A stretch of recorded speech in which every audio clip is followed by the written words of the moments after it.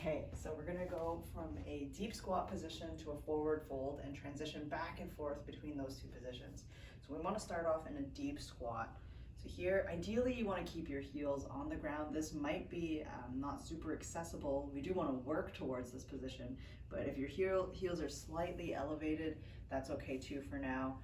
We wanna work towards getting the heels down though. So, heels down on the ground, chest proud. You can wiggle around down here if you'd like.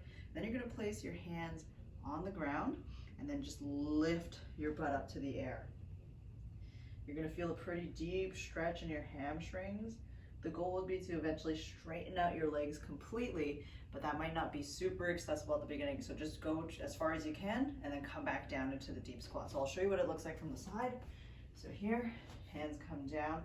Ideally, you want to keep the hands as close as you can to your body, but at the beginning, you can start a little further away so you have a little bit more room to play.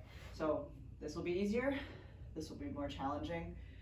Play around with it and see what feels best for you. So hands on the ground, and then we're gonna lift the hips up. You might get stuck somewhere around here, that's fine, but again, the goal long-term would be to completely extend the legs, and then come back down into that deep squat position. So that felt pretty good for me, so I'm gonna bring my hands closer.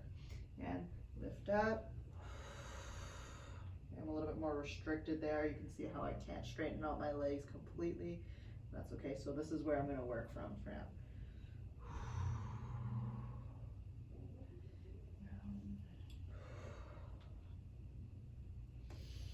Come back up. And something that I like to add in occasionally is when I come into that deep squat position, I'll take my hands off the ground, put them together, palms together, and use my elbows to pry my legs apart so I can get some deep stretches into the adductors, the inner thigh muscles here. So just go back and forth with those two positions.